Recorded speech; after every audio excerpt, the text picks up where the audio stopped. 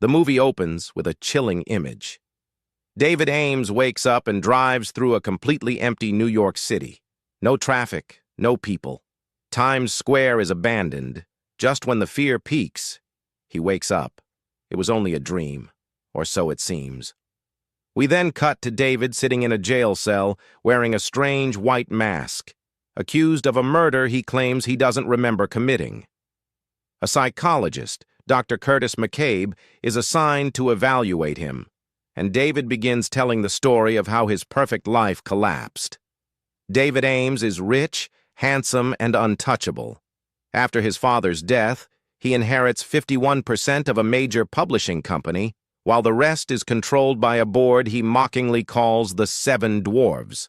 He has everything, money, power, and endless women, yet nothing truly matters to him. At his birthday party, David's best friend Brian brings along a woman named Sofia. The connection between David and Sofia is instant.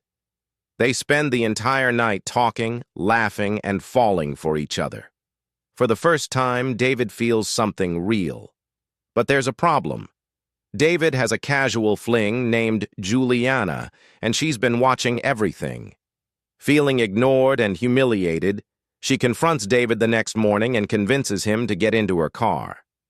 What starts as an emotional argument turns terrifying when Juliana reveals she's obsessed with him. She drives recklessly, confessing her love, then deliberately drives off a bridge. Juliana dies. David survives, barely. His face is horribly disfigured, his body shattered, and his perfect life is gone. He retreats into isolation, suffering constant pain and migraines. Eventually, he wears a mask to hide his face and tries to reconnect with Sofia. But the damage is done. His jealousy, drinking, and paranoia push her away. One night, after passing out drunk, Sofia finds him on the street and gives him a final chance. Miraculously, David's face is restored through surgery, his confidence returns, and life finally seems perfect again. But then, things start to break. David begins seeing his face randomly disfigured again in mirrors. A strange man keeps appearing, claiming he can control reality. Worst of all, David wakes up next to Sofia, only to see Juliana's face staring back at him. Reality starts glitching. People insist Juliana is Sofia.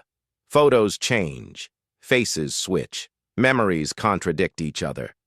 David spirals into madness and, in a moment of panic, kills the woman in his bed, believing she's Juliana, only to be told it was Sofia.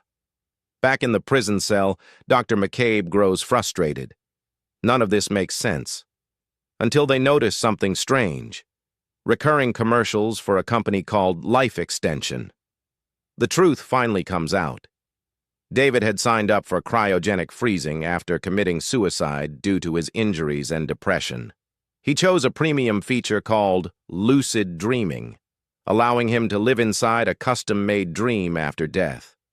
Everything after he passed out on the sidewalk was not real.